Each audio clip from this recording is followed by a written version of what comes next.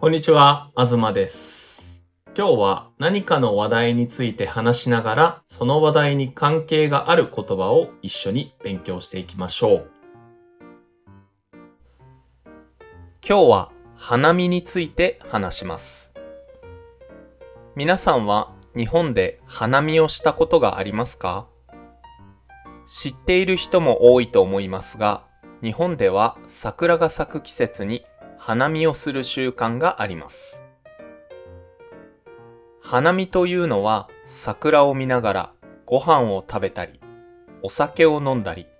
おしゃべりしたりしながら春を感じて楽しむイベントです。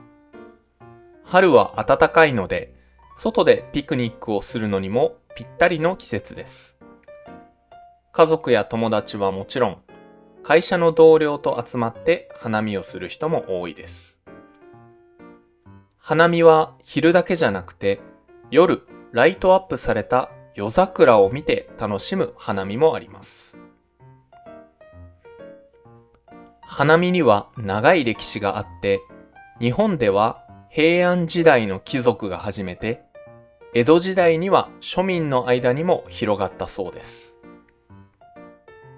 花が咲くことを開花、そしてほとんどの花が咲くことを満開と言いますが、毎年この季節になると桜の開花の日、満開になる日の予想がテレビで流れます。桜は暖かくなると咲くので、場所によって開花の日、満開になる日が違います。例えば今年、東京は3月30日に満開になりましたが、その年の気温によってタイミングが大きく変わります。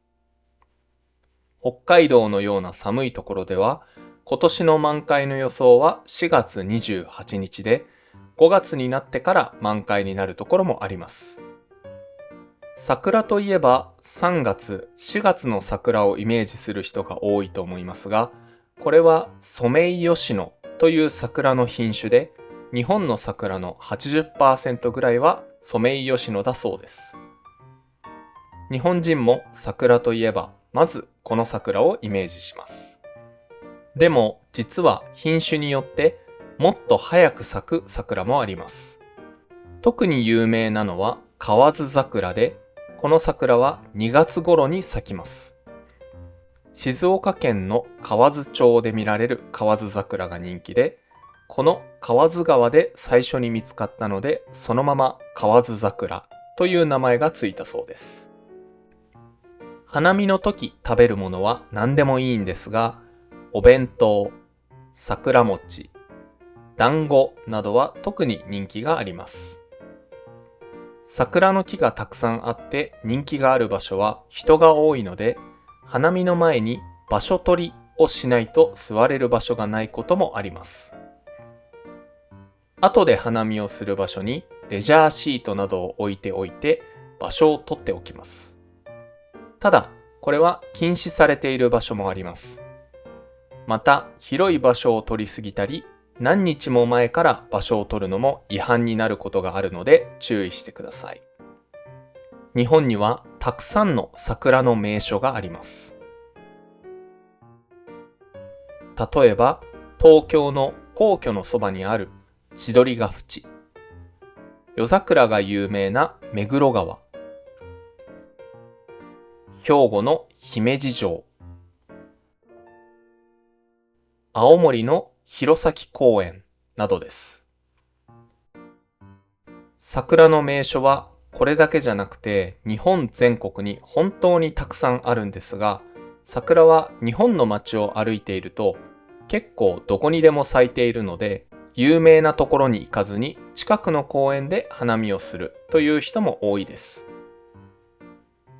日本の会社や学校では3月に1年が終わって4月から新しい1年が始まるということもあって、桜は別れと出会いの象徴的な意味があります。ですから桜は歌や映画、本のタイトルにもたくさん使われています。花見は単純に楽しむものでもあるんですが、日本人は花見をすることで一年の終わりと始まりを感じているとも思います。皆さんも桜の季節に日本にいたら、有名なところに行かなくても桜は見つかると思いますので、花見をしてみるのはいかがでしょうか。最後に言葉の復習をしましょう。花見、夜桜、時代、咲く、開花、満開、品種、場所取り、名所、別れ、出会い、象徴的。今日の動画はここまでです。ご視聴ありがとうございました。それではまた。